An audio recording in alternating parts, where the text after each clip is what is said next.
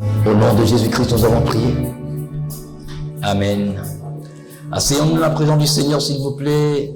Et je voudrais nous souhaiter une fois encore la bienvenue ce matin à cette réunion. Nous avons chanté contre les bienfaits de Dieu. Mets-les tous devant toi et tu verras en adorant combien le nombre est immense. Oui. Quel bienfait, quel privilège as-tu d'avoir été repéré, d'avoir été appelé, d'avoir été convaincu par le Saint-Esprit et d'avoir été associé avec le Christ Jésus dans cette œuvre sublimement sublime. Une œuvre dans laquelle même les anges n'arrivent pas à plonger leur regard, tellement elle est brillante. Elle est d'une brillance extraordinaire, éblouissante. Même si aujourd'hui, on ne voit pas en toi cette beauté briller, spirituellement, tu es un mini-soleil. Parce que celui à qui tu as été associé, le Christ Jésus, est connu comme le soleil de la justice. Et en tant que soleil de justice, lorsque tu reçois de lui les rayons de sa brillance, tu peux les répandre à ton tour. C'est pour cela qu'il dit que tu brilles comme des luminaires dans le ciel. Partout où tu es luminaire. Tu es lumière. Et la lumière ne se cache pas. Ainsi, le Seigneur veut encore ce matin te dire, en tant que lumière, quand on prend l'exemple d'une lanterne, la vitre doit être entretenue. Et puis la mèche aussi doit être entretenue. Et il doit avoir en permanence de l'huile, du pétrole dans le réservoir.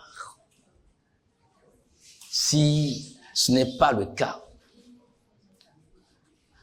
on a beau allumer, ça va dégager de la fumée et ça n'éclairera pas. Or, en tant que lumière, tu es aussi ville, construite sur une montagne qui ne peut pas être cachée. Donc Dieu veut voir la beauté de son être, la beauté de sa parole briller à travers toi et moi. Quelle que soit la nature de notre motivation, quel que soit le degré, la hauteur, la profondeur, la largeur, l'ampleur, l'envergure de notre zèle, si ce zèle ne passe pas par le goulot compresseur du Saint-Esprit pour être purifié, jamais il ne peut faire ce qui plaît à Dieu. Donc ce matin, le Seigneur te dit que tu es appelé à lui demander avec instance de purifier ton zèle pour son service. Lorsque nous nous rendons dans Actes chapitre 9, la plupart d'entre vous, vous connaissez, ça parle de la conversion d'un certain Saul de Tarse. L'église était en pleine expansion. Le Seigneur a accompli sa volonté dans la vie de l'église qui a obéi lorsqu'il a dit à ses disciples, allez attendre à Jérusalem dans la chambre haute jusqu'à ce que vous soyez revêtus de la puissance d'en haut. Et dans Actes chapitre 2, cette réalité s'est fait connaître. Ils ont reçu la visitation du Saint-Esprit.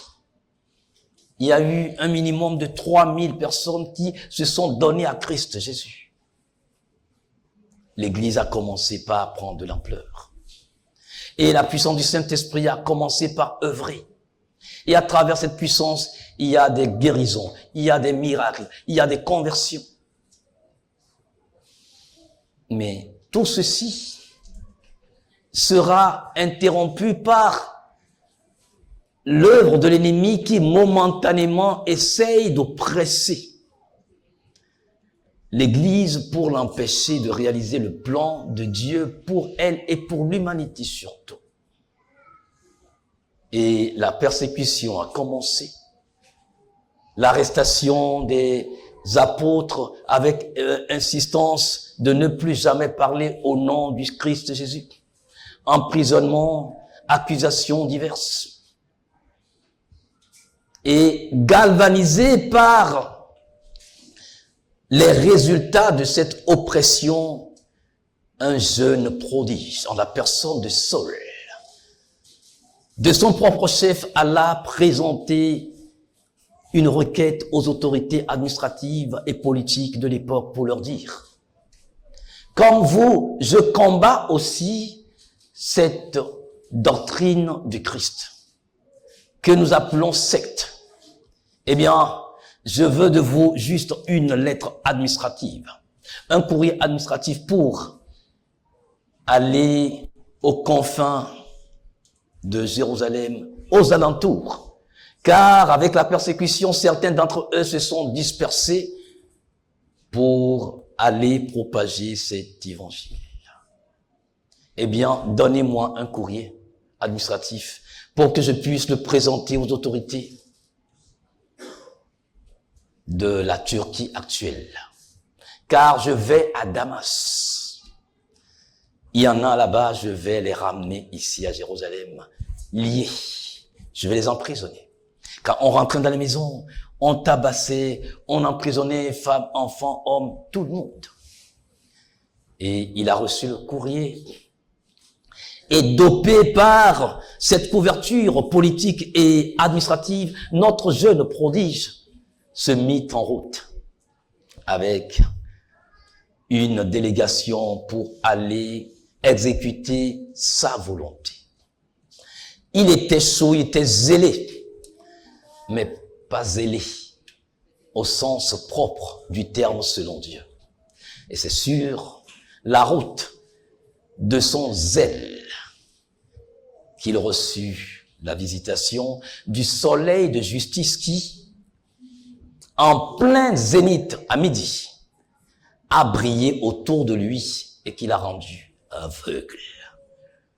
Histoire de lui dire: ton zèle immonde, ton zèle mal orienté t'aveugle. Il faut que je te donne de voir à la manière dont je veux que tu voies.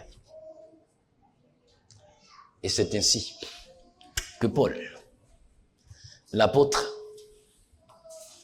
a été saisi par le Seigneur Jésus-Christ sur le chemin de Damas. Damas est tout un symbolique. Nous n'allons pas tout décortiquer ici. Et cette rencontre avec le Seigneur. Mais il y a ce que Dieu veut de toi. Il y a ce que tu peux pour Dieu. Quand nous prenons le cas de Saul de Tarse, c'était un jeune homme sincère. Il ne faisait pas dans la dentelle. C'est-à-dire, quand il a envie de faire quelque chose, il s'y met, et esprit, âme et corps. Il n'est pas négligent. Il est tellement consacré, il est tellement sérieux dans ce qu'il fait. Chacun doit aujourd'hui, sur son chemin de Damas, dire à Dieu: rencontre-moi et purifie mon zèle. Chacun a son chemin de Damas. Nous avons nos projets. Nous avons, tout est déjà calé pour la plupart d'entre nous. Pour certains, la semaine dans laquelle nous sommes rentrés aujourd'hui, puisque pour nous chrétiens, la semaine commence le dimanche. Donc, notre premier jour de la semaine chrétienne, pour certains, c'est déjà programmé. Qu'est-ce que je vais faire aujourd'hui? Qu'est-ce que je ferai demain? Qu'est-ce que je ferai après-demain? Nous avons notre agenda. C'est beau.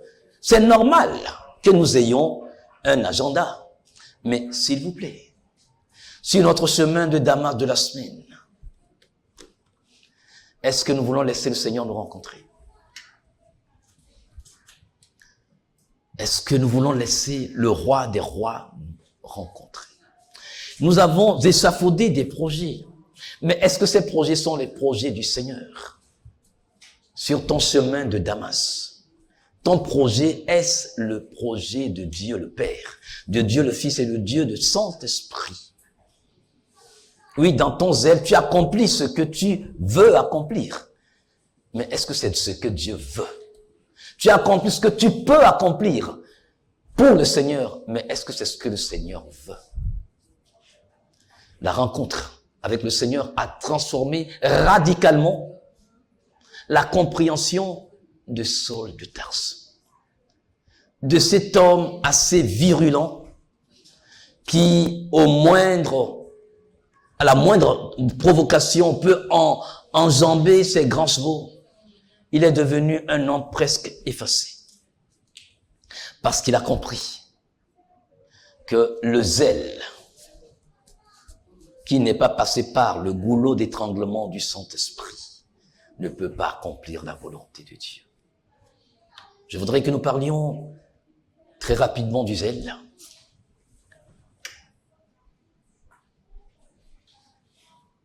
C'est l'énergie motivante pour agir et rester toujours efficace dans l'action.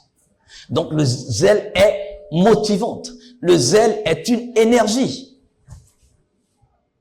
Et sans zèle, on ne peut aboutir à rien de bon. Tu as été à l'école, tu es à l'école. Si tu n'es pas zélé pour les études, tu peux être sûr, tu ne réussiras pas. Vous savez, j'ai pris le bulletin de fiston, Ézéchiel, là où le premier de la classe a 17 de moyenne, certains se retrouvent en moins de 10 de moyenne. Et pourtant, tous sont dans la même classe, reçoivent les mêmes cours, sont exposés à la bienveillance de tous les enseignants. Qu'est-ce qui s'est passé? Certains sont plus motivés, certains sont plus zélés pour les études. Ben oui. Je dis, c'est-à-dire que c'est vrai, j'aurais souhaité que la manière dont mon fils est tellement attaché pour les études, jusqu'à 1h du matin, il est là en train d'étudier dans sa chambre. Vous priez, vous dites, à demain, mais bon, tu viens, tu sors peut-être à 0 et quelques, tu vois la lumière sur lui, tu toques, il est en train d'apprendre. Bon, je me dis, mais s'il peut se mettre ainsi aussi pour la parole de Dieu, oui, je voudrais bien. Ok? Donc, c'est-à-dire, je voudrais, bon, donc, ça veut dire que, tout ce dans quoi nous sommes impliqués, c'est normal que nous puissions donner le meilleur de nous. L'énergie est là. Elle peut faiblir d'un moment ou à l'autre, mais on doit se ressourcer. L'amour passionné qui explique pourquoi on continue à servir une cause et avancer malgré l'adversité, c'est le zèle. Parce que ton zèle sera freiné par les circonstances de la vie courante, sera freiné par des critiques, par des accusations, par des murmures, par le mépris, le regard méprisant des autres, par des mauvaises nouvelles, par des échecs, peut-être à répétition. Mais tu dois comprendre que le zèle, la vie et la mort du zèle se trouvent en toi. Tu peux décider que ton zèle meure ou que les gens tuent ton zèle. Tu peux être complice de la mort de ton zèle par ce que les autres racontent sur toi, ce que les circonstances t'imposent, ou tu peux décider de triompher ou de faire triompher ton zèle. Donc, malgré l'adversité, il faut avancer. C'est l'affection ardente pour quelqu'un ou pour quelque chose et qui entretient la flamme du dévouement. Donc, dans le zèle, il y a le dévouement. Il faut être tout le temps disponible pour que le zèle s'exprime. Notre amour est refroidi par des circonstances de la vie de tous les jours. Mais le zèle pour Dieu veut que nous continuions par aimer. Vous savez, aimer n'est pas chose facile. Si c'était chose facile, le Seigneur ne dira pas à Israël, tu aimeras ton Dieu de tout ton cœur, de toute ton âme, de toute ta force et de toute ta pensée. Je ne parle pas du 14 février hier. Je parle de l'amour. L'amour selon Dieu. L'amour qui te coûte beaucoup de choses. L'amour a de la valeur. L'amour est payant. On ne peut pas aimer sans souffrir. Tu ne peux pas aimer sans souffrir. Tous ceux qui sont mariés comprennent ce que je dis. Oublions l'amour des cinémas et des dessins animés ou des feuilletons où tout est rose dans la réalité du couple. Toute épouse sait ce que ça coûte d'être amoureux ou d'être amoureuse. Pourquoi est-ce que vous pouvez décider de passer l'éponge? Parce que l'autre partie ne veut pas reconnaître ou l'autre partie ne veut pas céder. Vous allez lâcher prise parce que vous allez vous dire, si nous maintenons cette cape-là, c'est que nous allons droit dans le ravin. L'amour coûte beaucoup de choses. Mais ne pas aimer coûte encore plus cher. Alors, si vous n'avez pas d'argent pour aimer tel que Dieu le veut, si vous cessez d'aimer, vous serez endetté pour le reste de votre vie et vous allez vous retrouver en enfer. Donc, je voudrais que nous comprenions que l'amour, le zèle, se déploie dans un dévouement dans tout ce qu'on fait ou à tout ce qu'on fait. Le zèle, c'est encore vivre et rendre service avec le don de soi, dont la sagesse et le discernement que donne le Saint-Esprit. Donc l'amour que nous avons, la motivation que nous avons, la force que nous avons pour servir, pour œuvrer, doit se faire à travers le don de soi. Nous avons parlé aujourd'hui à la classe des disciples de l'obéissance. Et quelqu'un a défini l'obéissance comme le fait de se mettre ou de se soumettre à une autorité. Se soumettre complètement. Mais quand tu te soumets comme ça, c'est que tu laisses cette autorité écraser ton moi. Si ton moi n'est pas écrasé, si mon moi n'est pas écrasé, cette autorité ne peut pas se déployer à travers mon obéissance pour que je fasse ce que l'autorité attend de moi. Donc, le don de soi à travers l'expression du ministère pour chacun d'entre nous doit se faire dans un esprit d'amour, de reconnaissance et dans la sagesse et le discernement que dans l'esprit. Ça veut dire que sans le Saint-Esprit, toi et moi, nous ne pouvons pas servir la cause de Dieu. Nous ne servons pas Dieu. Je ne sers pas Dieu, tu ne sers pas Dieu. Nous ne pouvons pas servir Dieu. Nous servons ensemble avec Dieu. Nous œuvrons ensemble avec Dieu pour que son service soit disponible pour les êtres humains. C'est pour ça qu'il a dit, je vous ai pris des ténèbres, je vous ai séparés du monde des ténèbres et je vous ai amené dans mon admirable lumière. Donc, nous travaillons avec Dieu pour que son service soit 24 heures sur 24 heures disponible pour tous les humains. Mais pour le faire, notre zèle a besoin de recevoir un toilettage complet.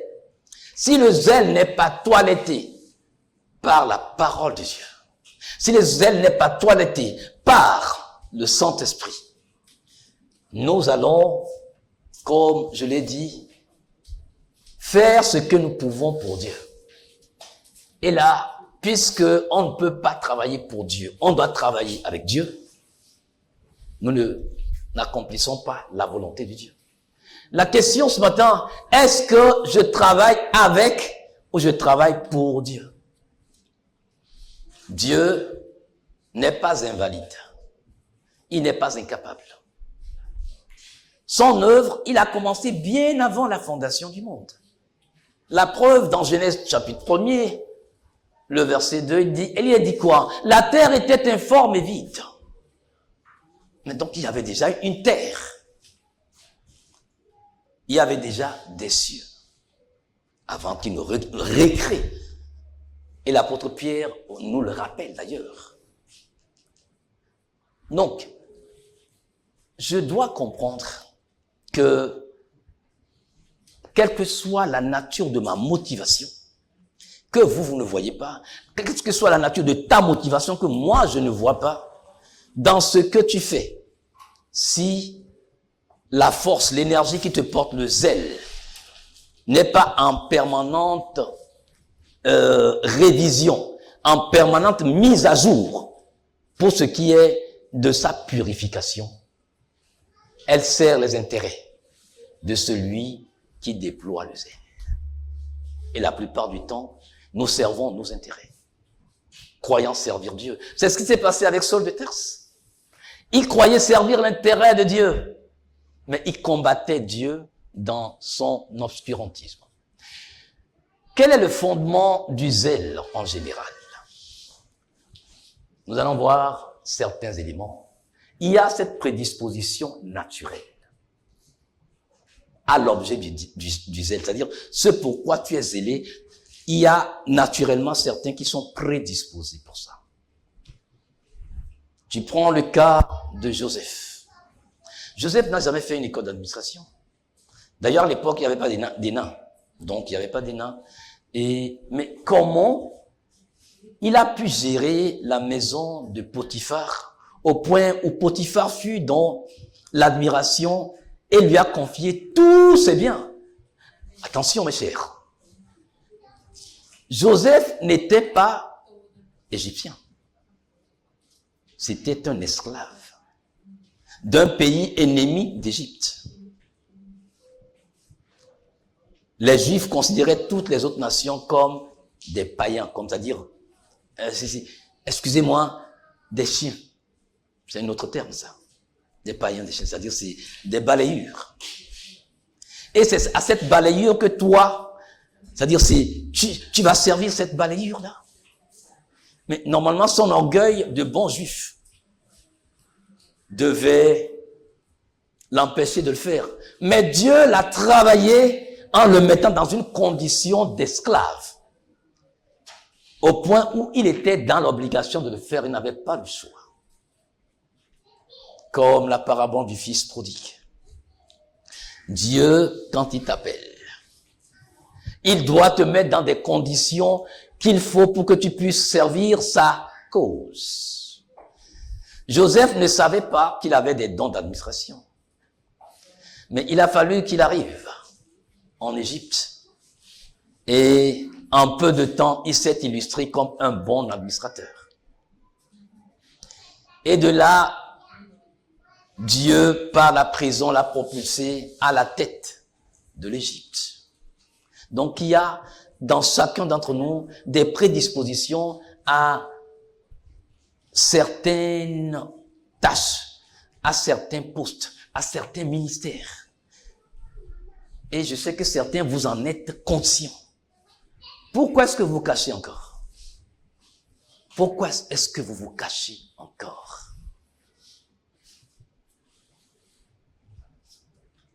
Deuxièmement, il doit avoir un amour féroce qui doit se déployer jour après jour dans la cause que tu défends. On ne peut pas manifester le zèle pour quelque chose sans amour. Quand le zèle se refroidit par des oppositions, par des critiques, par des incompréhensions, même par la solitude dans laquelle tu peux passer pour certains moments, si l'amour n'est pas là comme un feu, ou comme une lampe halogène dont il faut augmenter l'intensité de la lumière, tu ne tiendras pas. Il faut que nous ayons cette envie, ce feu permanent de faire davantage, de performer, de rechercher de nouveaux défis. L'apôtre Paul, son exemple, est assez parlant.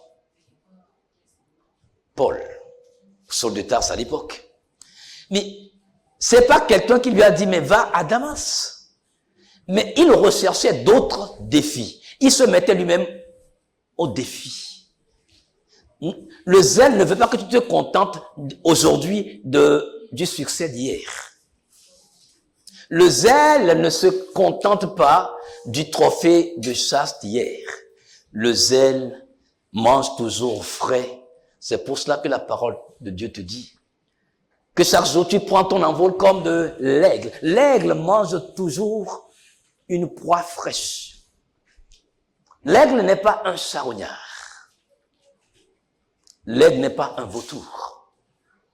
L'aigle mange toujours frais. Tous les autres animaux peuvent manger de la viande avariée de 2 jours, de 3.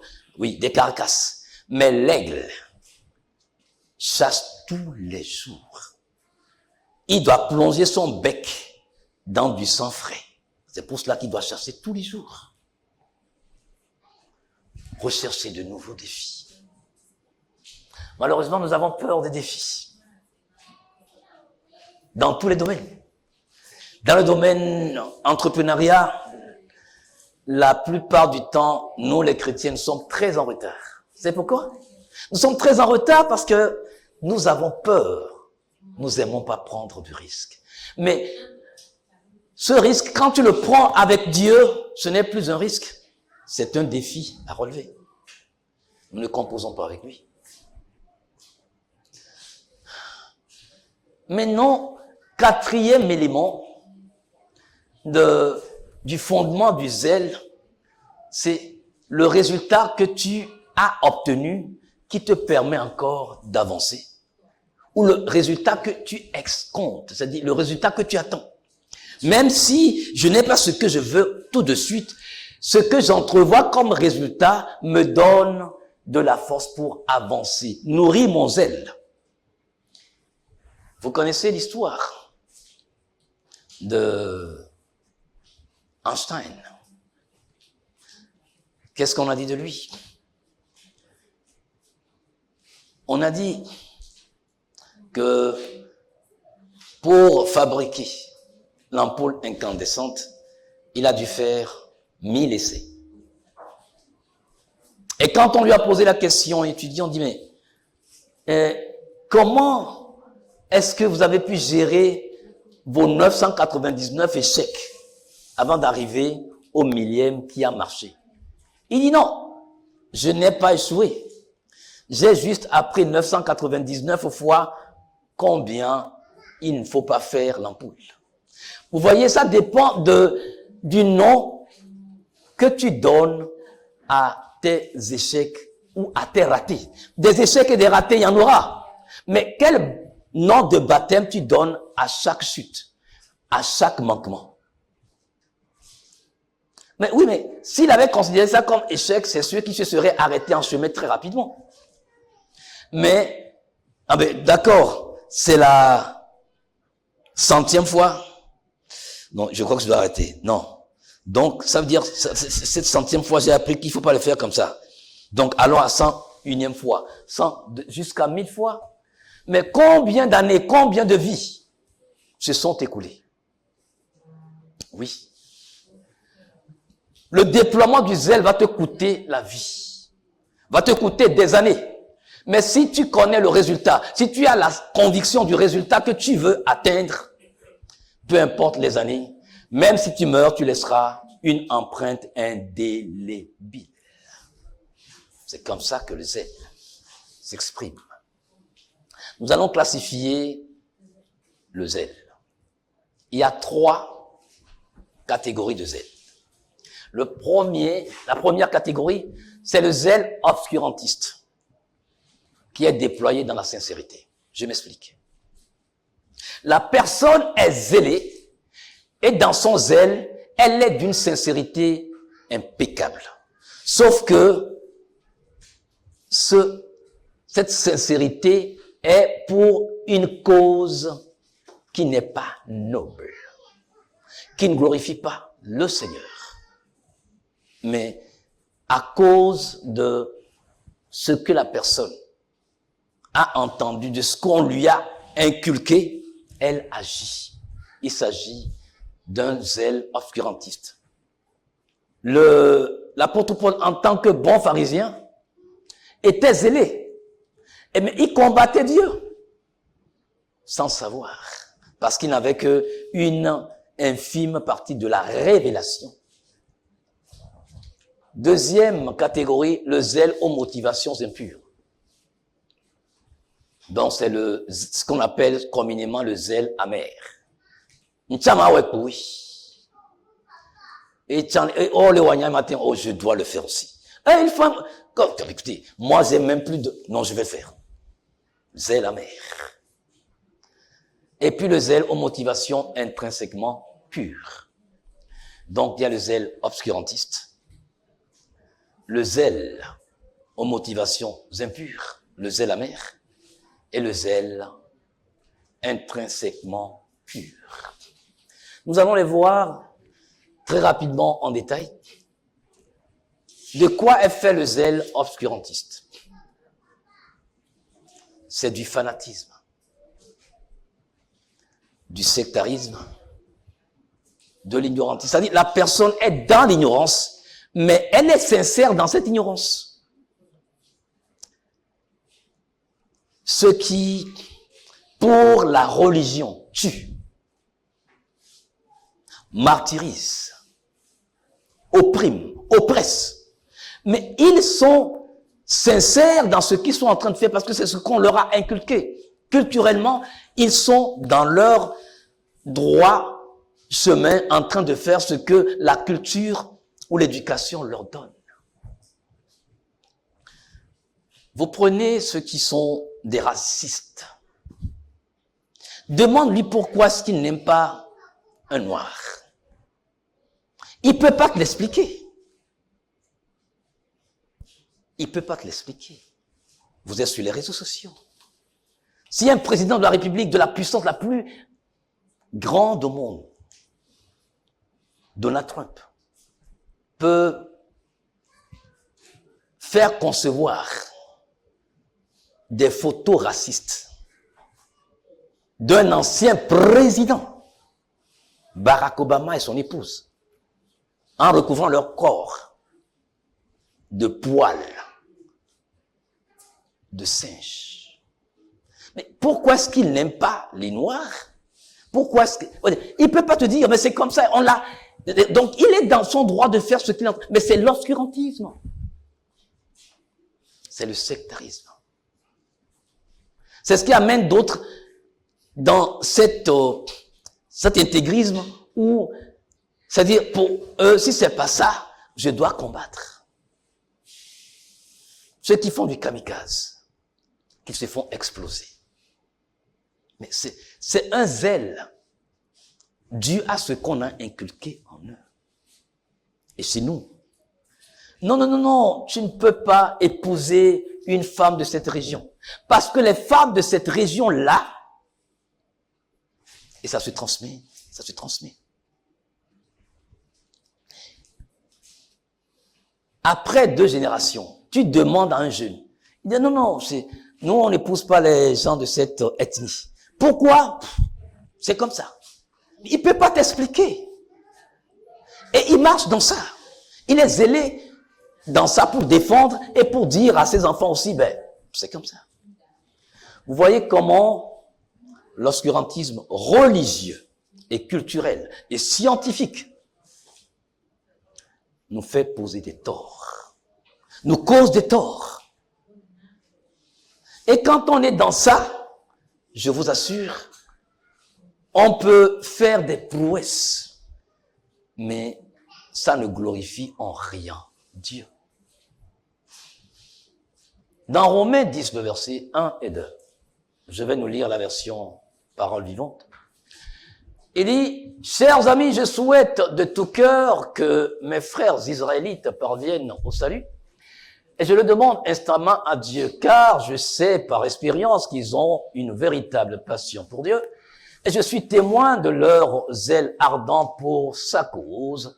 Malheureusement, leur passion n'est pas fondée sur une vraie connaissance de Dieu. Leur zèle est mal éclairé, mal orienté, de sorte qu'ils passent à côté de l'essentiel.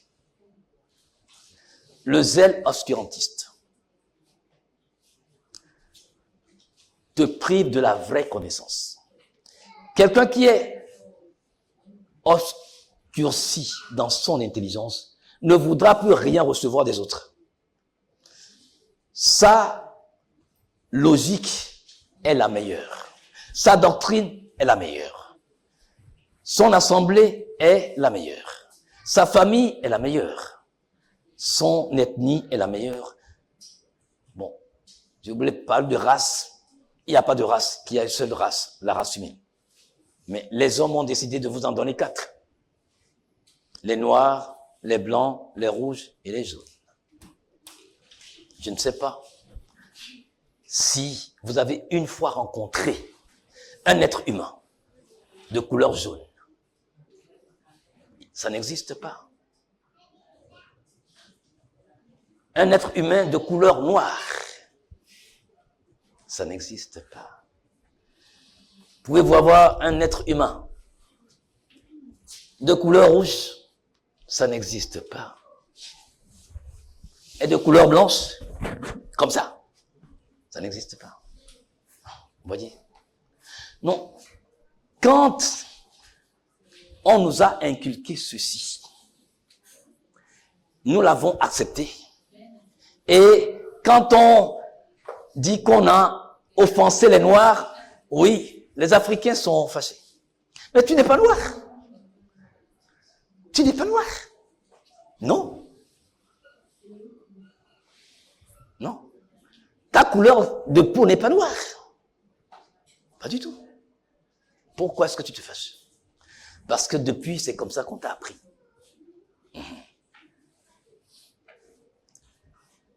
Quand notre fille Eunice me disait qu'elle a eu une discussion avec son professeur d'histoire, géo, je crois, qui lui parlait de l'évolution de l'espèce humaine et que nous sommes nés des singes. Et qu'elle a dit non, on n'est pas issus des singes. Elle a posé la question, pourquoi depuis que les premiers singes se sont transformés en hommes là, il n'y a plus de singes qui se transforment en hommes? Et le professeur lui a répondu, attends, dans 3000 ans, tu vas me reposer la même question. Bon, voilà. Parce que il n'a pas de... Oui, mais pour le professeur, c'est ça. Vous voyez? Et il le tient fermement. Et Mendicus, il le proclame. C'est l'obscurantisme. Et on est zélé. Nous devons interroger nos ailes pour savoir si ces ailes sont teintées d'obscurantisme. Oui. Ce que tu défends.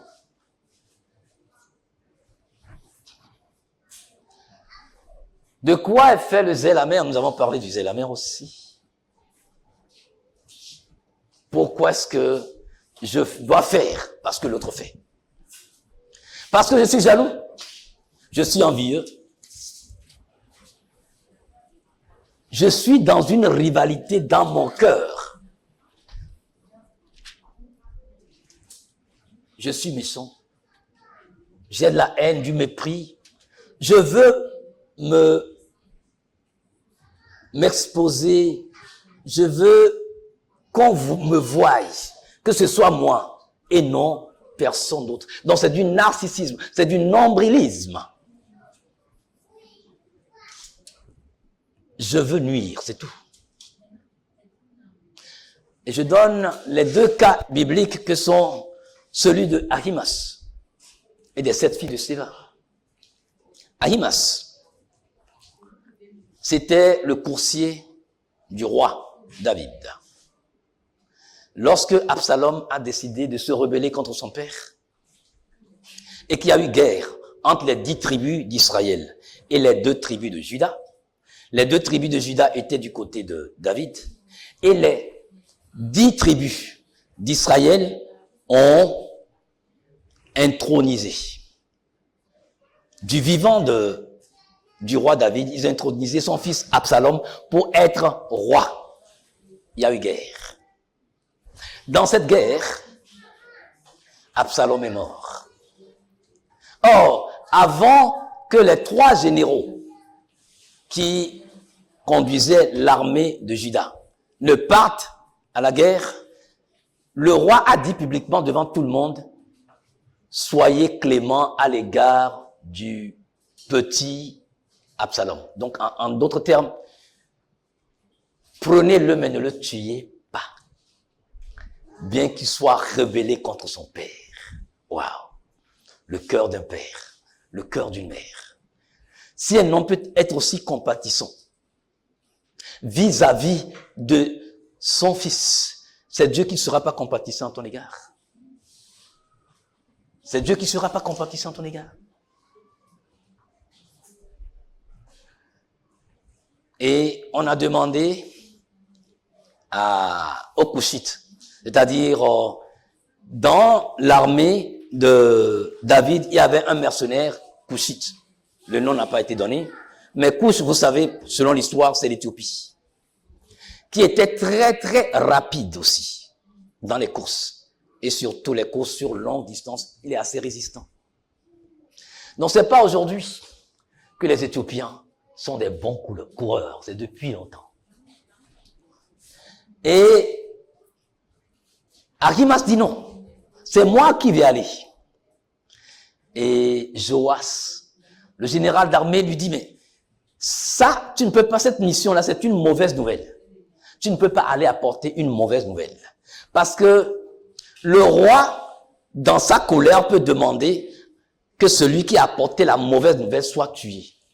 Parce que c'est comme la personne est en train de prophétiser du malheur dans sa vie. Donc il lui dit non, toi tu ne dois pas aller. Mais l'Africain, l'Éthiopien là, on peut le tuer, il n'y a pas de problème. Et finalement, on a envoyé le Couchite. Il est parti. Mais Ahimaas est revenu à la charge. Il dit, quel que soit ce qui se passe, je dois aller annoncer cette nouvelle. Alors Joab lui a dit, allez, vas-y. Quoi? Puisque pour lui, c'est lui qui annonce toujours les nouvelles. Pourquoi cette fois-ci, c'est pas lui? Et que ça doit être quelqu'un d'autre. Il est en train de se faire du souci pour son poste. Est-ce qu'on est en train de me remplacer comme ça? Un zèle mal orienté. Un zèle obscur. Un zèle amer. Et vous connaissez l'histoire des 7 fils de Séva dans Acte 19. Lorsque ils se disent, nous sommes des fils d'un sacrificateur. Donc, si l'apôtre Paul peut chasser des démons, nous aussi, nous pouvons le faire. On a vu comment ça s'est passé. Vous connaissez l'histoire. Donc, faites attention, pour ne pas dire faisons attention, au déploiement de notre zèle. Examinons-nous tous les jours. Examinons nos motivations. Ma motivation, quand je suis ici, vous la voyez pas, c'est Dieu qui la voit. Vous voyez l'action que je fais, mais vous voyez pas ma motivation. C'est la motivation qui intéresse Dieu, c'est pas ce que je fais qui l'intéresse. La motivation qui me pousse dans le feu de l'action, c'est ça qui intéresse Dieu. C'est pas le feu de l'action qui l'intéresse. Interrogeons, s'il vous plaît, nos motivations. Dans Marc 15, 9 et 10, version PVV, Pilate leur demande, voulez-vous que je vous relâche le roi des Juifs? En effet, il s'est bien rendu compte que c'est par jalousie et par haine que les membres de la hiérarchie sacerdotale lui ont livré Jésus. Donc, c'est pas parce que on est des leaders spirituels qu'il n'y a pas de la jalousie, de la haine et de l'envie. C'est humain. C'est pour cela qu'il faut purifier son cœur tout le temps. Il faut purifier son âme tout le temps. Il faut être exposé à la lumière merveilleuse du Saint-Esprit. Sinon, il y a ce petit pincement dans le cœur. C'est normal. C'est normal. Il y a eu ce cas-là. Lorsque Marie et Aaron se sont dit, mais qu'est-ce qu'il y a? Il n'y a que par Moïse que Dieu peut parler. Et nous alors? Et pourtant, ils étaient de même père et de même mère. 3 leaders confirmés. Des frères et des sœurs germains qui se jalousent. Donc, de grâce, purifions nos ailes. Vous voyez ça? Cette image-là.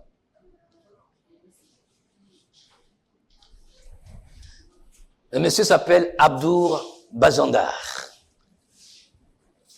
Il est du Bangladesh. C'est une affection du cutané qui, on l'appelle, on l'a surnommé l'homme arbre. Ce sont des petits boutons qui sortent et finalement, ça devient comme ça. Et ce monsieur a dû subir 25 opérations chirurgicales pour qu'on puisse l'enlever. Mais quand on enlève quelques temps après, ça réapparaît. En 2019, il a dû demander qu'on puisse lui amputer carrément la main. Mais le chirurgien ne voulait pas. Parce que puisque ça se manifeste à travers les terminaisons nerveuses, la main, donc ses pieds aussi, les orteils aussi avaient le même problème. Donc peut-être qu'il avait peur que quand on va amputer, voilà, ça risque de prendre tout le bras. Et quand j'ai suivi son interview, non mais ça a été assez médiatisé par les médias occidentaux, Libération et autres. Et pourtant c'était un monsieur tranquille. C'était un conducteur de tricycle. Il avait une femme et un enfant. Un jour, il s'est réveillé et puis le bouton. Voilà. S'il faut être amer, je crois que ce monsieur avait des raisons d'être amer. Oui. Lors des 25 opérations qu'il a suivies, on a enlevé plus de 5 kilos de ces boutons-là qui apparaissent. Ça peut prendre 6 mois après, mais même, il dit qu'il n'en peut plus de la douleur, que la douleur est lancinante et insupportable. Et ça c'est du vitiligo. C'est-à-dire des affections de la peau qui te décolorent la peau carrément. D'autres l'ont sur leur visage. C'est pas qu'il a été brûlé. Ils ne sont pas nés comme ça. Tu te réveilles le matin et puis voilà. Petit truc et puis voilà. D'être bon, j'ai pas voulu montrer le visage de certaines personnes. Voilà. Si une personne comme ça est remplie d'amertume, je peux comprendre. Oui, nous disons que l'amertume a comme racine la jalousie, l'envie. Est-ce que tu peux envier ça?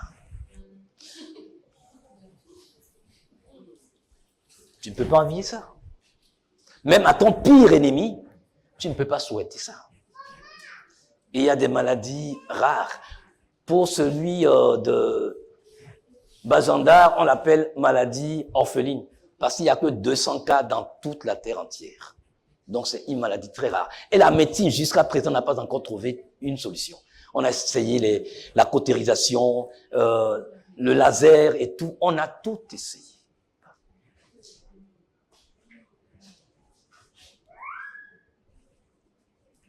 L'amertume, c'est-à-dire la jalousie, l'envie et tout ça, ce qui nourrit, ce qui fait le soubassement de l'amertume.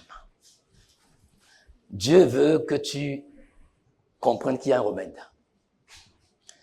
Tous les jours que Dieu fait, mon frère, ma sœur, tu dois t'exercer à ne plus te comparer aux autres. Parce que toujours tu trouveras meilleur ou pire que toi. Oh, je me rappelle à l'époque, de la Conférence nationale souveraine du Togo en 90-92. Un orateur qui a dû dire « Je ne suis pas au bas de l'échelle ». C'est-à-dire, ça veut dire que derrière moi, il y a encore des gens. Te compare pas. Pas du tout. S'accepter tel que Dieu t'a créé et rendre grâce pour l'être exceptionnel que tu es. Je ne peux pas être toi, tu ne peux pas être moi. Les scientifiques disent qu'il y a très peu de chances, ou même chance zéro, que deux personnes présentent les mêmes particularités d'empreinte digitale. Et que la probabilité est de 1 sur 64 milliards. C'est-à-dire si on prend 64 milliards réunis, c'est probable qu'on puisse trouver deux personnes qui ont la même signature dermographe, c'est-à-dire de l'empreinte digitale. Ça veut dire que tu es unique. Et cette empreinte-là, il est dit au 6e mois, c'est définitivement fixé dans le sein de la mère, quand l'enfant a encore 6 mois, l'empreinte digitale au 6e mois est déjà fixée. Donc Dieu a déjà déterminé ton empreinte digitale à 6 mois. À 6 mois, ta personnalité a déjà été déterminée. Pourquoi est-ce que tu veux être comme l'autre? Pourquoi tu n'es pas l'autre, tu seras jamais l'autre. Ne te mets pas dans les baskets de l'autre. Rends grâce à tout. À Dieu. Et fais ce que Dieu te demande de faire. Tu peux le faire. Oui. J'aime Dieu pour la beauté de la particularité, mais qui se déploie dans une diversité immense et merveilleuse. Tes besoins sont largement couverts par la bienveillance divine. Aujourd'hui, je ne suis pas arrivé à 7h, je suis arrivé presque à 7h30. Parce qu'on était sorti de la maison et on a constaté qu'il y a crevaison. Mais Dieu, il m'a expliqué encore aujourd'hui ce que c'est que la bienveillance. J'ai dû courir au bord du macadam pour chercher un vulcanisateur. Quand je vais, il était occupé à s'occuper de quelqu'un. Et il m'a dit, je vais appeler mon petit là. Mais c'est un petit garçon de 10 ans et quelques. Moi-même, je me suis demandé, est-ce que ce petit-là peut faire quelque chose? Il m'a suivi jusqu'à la voiture, parce qu'on n'était pas très loin de la maison, à peine 200 mètres de la maison. Et il est venu, mais il n'arrivait pas. Mais au même moment, il y a un monsieur qui passait, qui connaissait le petit garçon. Et c'est le monsieur qui a fait tout le travail. Le petit garçon était là à observer. Et quand il a fini, je lui ai dit, mais tu es dans le quartier? Il me dit, non, moi je viens de Sagbado. C'est-à-dire de Sagbado, qu'est-ce qu'il venait chercher en ce moment-là, à ce carrefour? Non, Dieu est bienveillant. Non, la bienveillance de Dieu répond à nos besoins. C'est-à-dire, on s'inquiète pour rien du tout. Rien du tout. Dieu prend soin de toi. Rends-lui grâce, mon frère, rends-lui grâce, ma sœur. Cessez de croire que les bénédictions divines sont accordées par mérite. Tu ne mérites pas ce que Dieu te donne. Ah oui, Seigneur, je suis là toute la semaine. Pour les programmes de la semaine, je suis là tout le temps. Mais lui, elle ne vient que de temps en temps. Mais c'est à lui que tu donnes. C'est pas par mérite. Ce n'est pas par mérite. Aujourd'hui, je rendais témoignage à la classe des disciples. J'étais au téléphone avec ma sœur aînée. Nous avons passé 1h20 à peu près au téléphone, hier. Entre 23h et 0h et quelques. Mais elle m'a dit, mais oui, mais je voudrais te parler de quelque chose depuis. Mais j'hésitais. Mais maintenant, je vais t'en parler. Elle me dit, ça a commencé depuis que j'étais au collège. À telle enseigne que papa m'a dit, mais n'en parle pas. Elle me dit, je vois l'image de la chose comme ça. Et puis, dans les heures ou les jours qui vont suivre, ça se réalise tellement. Et qu'un jour, elle parlait d'une dame que je connaissais très bien. Elle a dit, qu'elle a dit à papa, mais je voudrais te parler de quelque chose. Et que papa qui dit, il dit, telle personne est morte. Papa dit, arrête ça. Il dit, mais papa, c'est ce que j'ai vu. Papa allait aux toilettes. Le temps que papa sort des toilettes, on a commencé par crier dans la maison d'Adam. Elle est morte. Il me dit, mais tout ça, ça me fait peur. Je vois les choses, je me dis, mais, wow. Elle me dit, si c'était à donner, je te l'aurais donné. Toi, tu peux gérer. Oui, c'est vrai. Ça, c'est ce qu'on appelle les visions ouvertes. Elle ne ferme pas les yeux. Elle voit l'image. La dernière fois, elle me dit, mais son mari a reçu une très bonne proposition de boulot parce que il est maintenant à la retraite. Bon, c'est un fonctionnaire international, mais il bossait bien à la maison. Et le salaire était très bon. Et son époux lui a remis le courrier qu'on lui a envoyé. Elle dit qu'elle a pris le courrier comme ça. Tout ce qu'elle a vu dans le courrier, c'est qu'elle a vu un cercueil qui est en train de balancer. Elle a dit à son époux, si tu vas là-bas, tu reviendras en cercueil. Il dit, mais elle n'a pas compris. C'est-à-dire, oui, mais tu prends un courrier et l'image que tu vois, c'est un cercueil en balançoire. Bon, je vais lui dire, mais Dieu, pourquoi tu m'as pas donné? Mais moi, au moins, je prêche. Je suis son petit frère, c'est vrai. Mais pourquoi tu m'as pas donné? Tu as donné à elle. C'est pas méritoire. Hein? Le don que Dieu t'a donné, les potentialités, tout ce que Dieu a déposé en toi, exploite-les parce que tu dois rendre compte. Ah oui, tu dois rendre compte.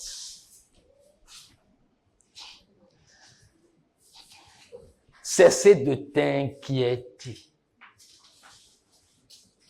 Ce sont les remèdes à l'amertume. Si tu ne veux pas mourir de crise cardiaque, s'il te plaît, arrête. Arrête de t'inquiéter. Arrête d'être amer. Bénis Dieu. Même si ce que tu demandes longtemps, tu l'as pas. Glorifie Dieu. Ben ouais. On demande de prier pour les enfants. Quel enfant? Moi, j'ai demandé, tu ne m'as pas donné. Et à ceux que tu as donnés, si les parents même ne peuvent pas prier pour les enfants, et c'est moi qui vais prier pour eux, Dieu attend là-bas. Non, mais pourquoi les parents? Prie.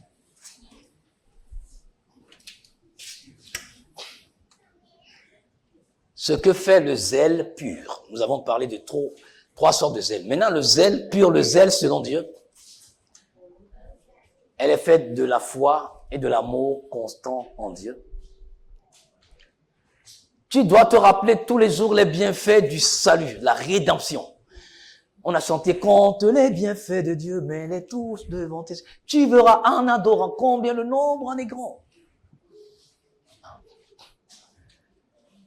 Tu dois être en communion avec le Saint-Esprit.